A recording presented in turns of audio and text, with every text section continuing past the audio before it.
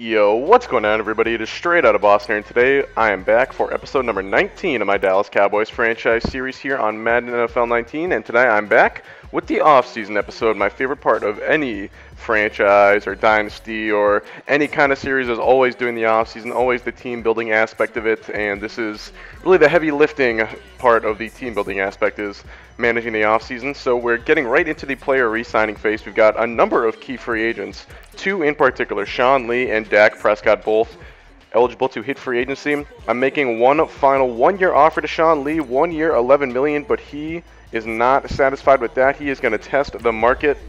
Now, Dak Prescott is a player that has been kind of an enigma in this series. We haven't really been sure whether we want to re-sign him long-term or look for another quarterback, but you can't move on from a quarterback after you win a Super Bowl. I'm going to stick with the franchise tag, 1 more year of commitment to Dak Prescott, and we'll go from there. He didn't have the best regular season. He did perform relatively well in the postseason, though, made some big-time throws, and, of course, led us to those 3 wins. However, it was really the defense that led us to those 3 wins, and Prescott, you could argue, was more of a game manager during the playoffs, trying to limit the turnovers and all of that. But anyway, we're getting into free agency now and taking a look at the list of top free agents. We see Sean Lee is 3rd there. We also have Allen Hurns. He was kind of our other semi-big name free agent that we're going to let test the market because I'm going to look at some other options at wide receiver. I didn't want to give Hurns the 4-year deal he was looking for. Looking at the linebackers, Sean Lee and Myles Jack are the ones that really came on, or just the free agents in general. It was Sean Lee and Myles Jack that really caught my eye and were the guys that I wanted to target. We also need some wide receivers. Definitely we're going to need to replace Allen Hurns' spot on the roster. Past that, I do want to keep giving Kelvin Harmon and Jalen Smith tons of playing time, though, as the number 2 and number 3.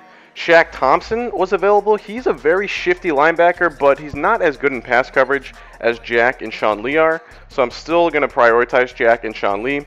And Jack, I think, would be great. I could move Jalen Smith to the outside, and I would just have a crazy good linebacking core if I built it around Myles Jack and Jalen Smith for the next, handful of years.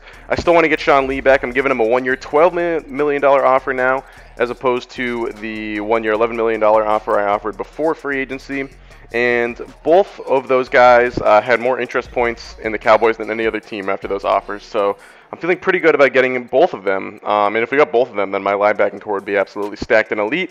And I know I have Tavon Coney, but Lee I could always just let walk again after 1 year. He'll probably be close to the end by that point anyway, and then we can go back to Coney with Myles Jack and Jalen Smith in the fold. But here, I'm looking at an offer for Emmanuel Sanders, but I actually rescinded it because I'm going to hold out and see if maybe I can get him before the preseason starts on one of those 1-year non-guaranteed deals for a much better price than what we would have to offer him now. And we are going to advance to week 2 of free agency, and we get decisions from some of our offers, and you see right away contract rejected, Sean Lee and Myles Jack. So we don't get either linebacker we wanted, and that is a tough blow to us, especially losing Sean Lee. He's a huge part of our team the last couple of years, especially our run defense, and that is going to suffer without him. So we're going back to the free agents, and you can see pretty much all of the top name free agents are off the board now. You see Emmanuel Sanders is still there. Some other defensive players, Kenyon Drake, of course, is a back that I kind of like, but no point in giving him a big contract with Ezekiel Elliott's already here. So I'm signing some depth pieces. Here's a right tackle I want to get as a backup. Dylan Cole as a backup middle linebacker. He's a good, shifty linebacker in coverage. Bud Dupree, more of the Sean Lee type. I know Lee is also not bad in coverage, but Lee is first and foremost a run stopper, and that's what Bud Dupree could do. I also signed I tried to get Grugier Hill from the Philadelphia Eagles. He's another kind of fast linebacker. So I'm just trying to get some depth at those positions. And you can see we end up getting Dupree and Grugier Hill, as well as Dawson Burke, the left tackle we signed at the end of last year. So going back to the draft stories now, I am going to put the big board that I assembled throughout the year into a Google Doc, and I'm going to put that link in the description rather than just popping it up on the screen throughout the video. I think it'll be a little bit easier for you guys to follow along, if you so please, by just having it open in a separate tab, and you can see my big board and the guys that I have bold and the guys that I really want to target, all that stuff. And if you guys are unfamiliar, I'll have the format on that as well, if you guys don't remember kind of what the things on that big board actually mean. But anyway, here we go. Keelan Cole was a receiver that I was kind of interested in, and he had not had any offers to this point other than this Green Bay offer. So I tried to get his interest on a 2-year, $18 million deal, but He was not having that. He was much more interested in the Green Bay offer, and I didn't want to give a receiver a 4-year contract. I did like Keelan Cole's ratings, but I'm pretty happy to just keep drafting and developing receivers, honestly, and I think that's one of the positions where I really enjoy drafting players more, just because the skill positions are so heavily involved all the time, and I just think it's fun to have, rookie receivers and all that. So I'm going to stick with Jalen Smith and Kelvin Harmon. I mean, we won a championship with them as our 2 and 3, and we'll see. We saw Julian Edelman there. He could be a decent slot guy. Hopefully Emmanuel Sanders lasts until we can get him. But here we go. Eric Dungy to the Patriots for the number 8 pick. I threw in John Bostic as well, one of our other depth linebackers that we had already had on the team. We signed him last offseason. So I give him up. Dungy, I tried offering him straight up for the 8th pick. It almost got us there. But the Patriots need a quarterback. Of course, you remember we faced them last year, and they had Trevor Siemian as their quarterback, so they certainly need an upgrade at that. Trevor Siemian and Wilton Spate. So anyway, getting into the draft now, and I am looking at the guys who are available. We saw Paul Leary, one of the probably the best left tackle available, go number 1. He was a stud of studs, and this quarterback, CJ Newberry, was supposed to go, top 1, top 2, top 3, but he is kind of falling here, as you can see. Still not picked. We're at the pick 5 now. I'm showing the guys who are available.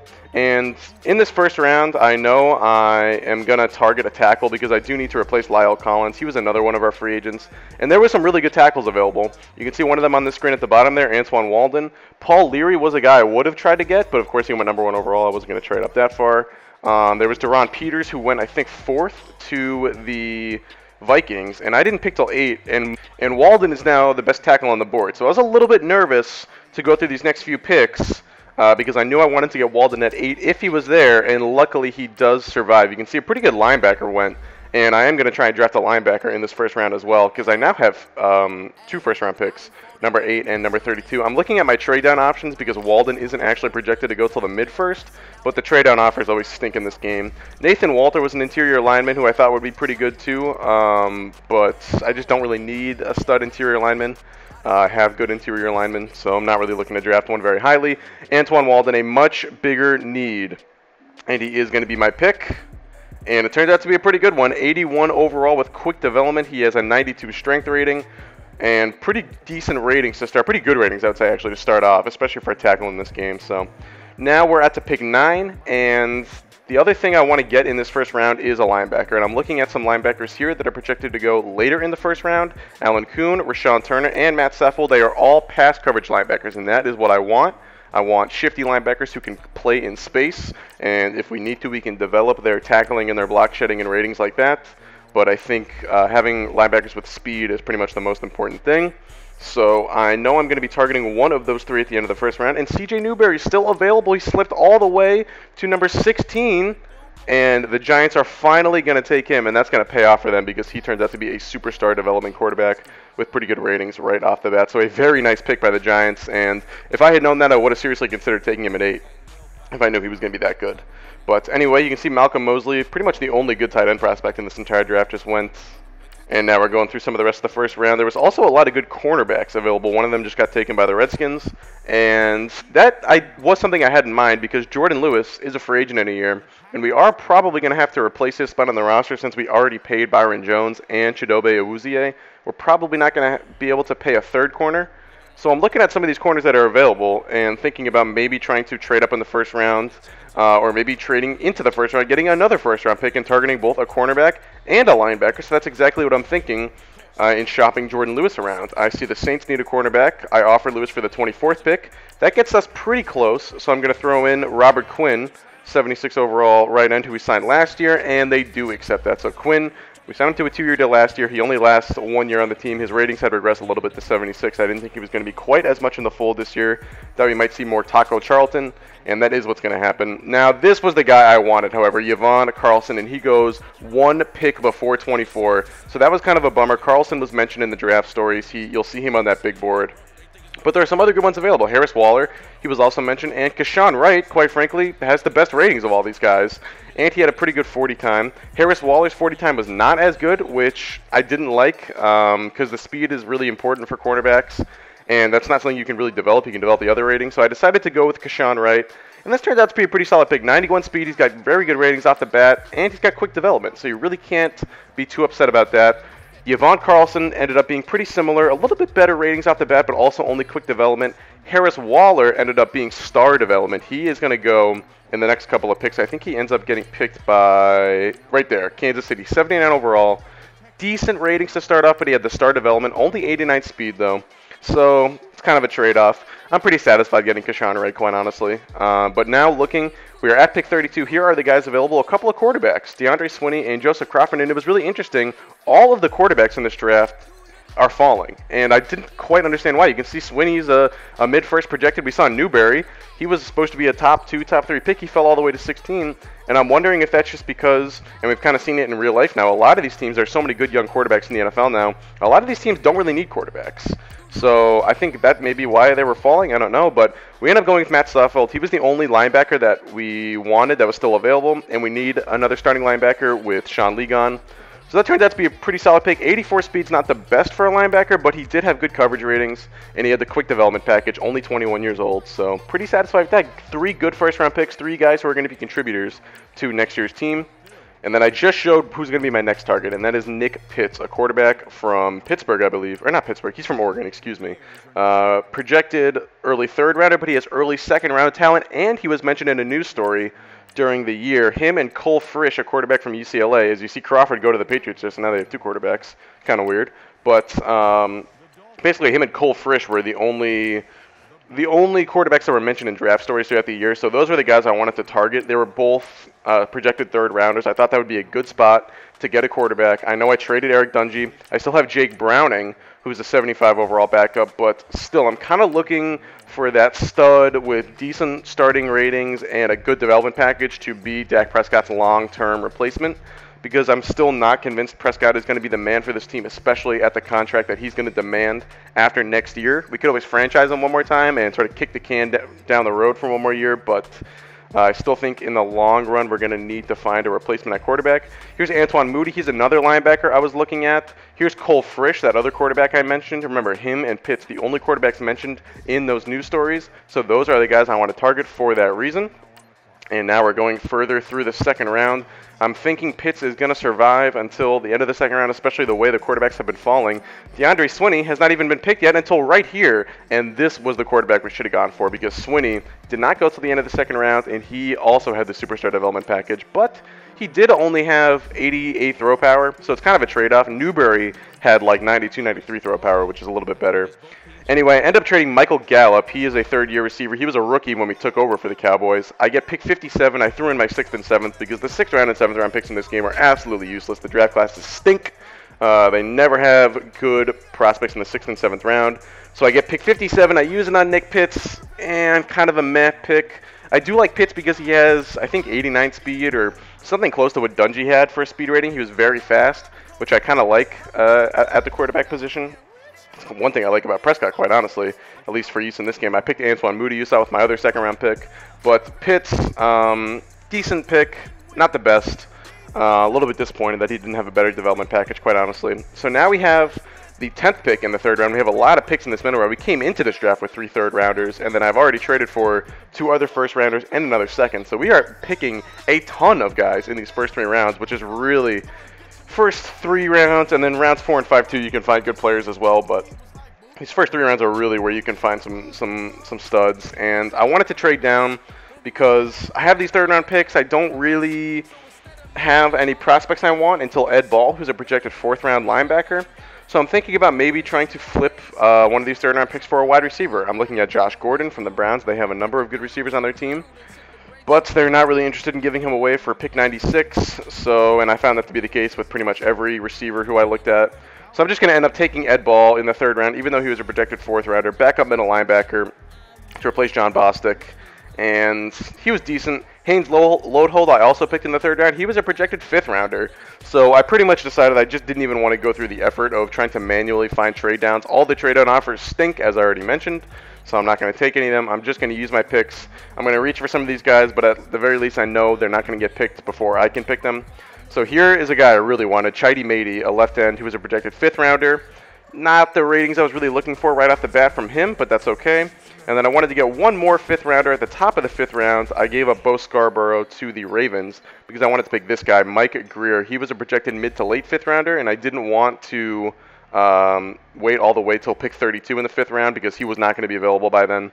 So I get him. That turned out to be a good pick because he has 91 speed and pretty good ratings right off the bat. So he's going to be a good corner for us, I think, as well. And that gives us 4 pretty good corners when you add him and Keshawn Wright. I also just picked up Javian Stevens, another wide receiver. He was a projected 5th rounder. I think I got him in the 4th or maybe the early 5th. And he's a little bit slow, only an 88 speed, but decent to other ratings. And he had good short routes, so maybe he could be a slot guy for us. We will see.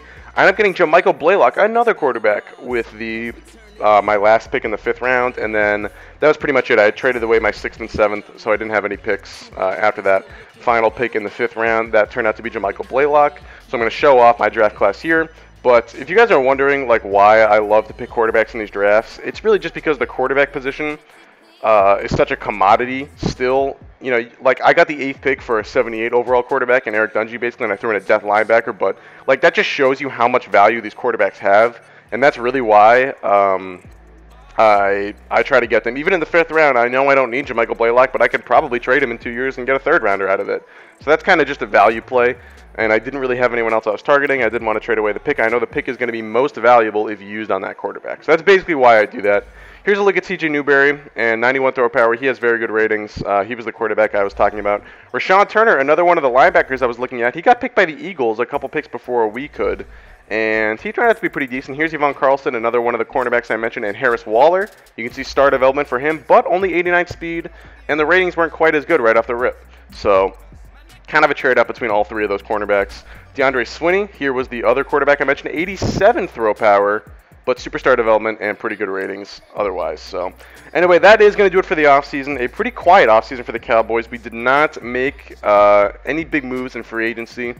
Not for a lack of effort, however, because we wanted to add to this team. I've been trying to add free agents to this team while we still have the quarterback on a cheap contract, but the free agency is just broken in this game. I don't know what it is, but I can never sign anybody. I even showed myself buying the linebacker free agency influence package for my coach, and I still had the most interest points from both Sean Lee and Miles Jack, and still they did not want to sign with me. I don't know why.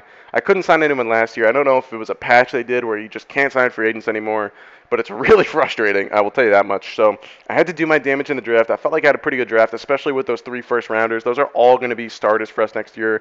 Keshawn Wright, a starter in the slot, if you consider that a starter, but Antoine Walden for sure, and Matt Saffold for sure, because we needed another outside linebacker. So pretty satisfied with those picks. The rest of them, I think, were kind of hit or miss. But those first 3 are going to be important for us, and those were really our free agency additions, if you look at it that way. So anyway, that is going to do it. Hope you guys did enjoy. As always, let me know what you thought of the moves I made down below. Thanks for watching, and I'm out. Peace.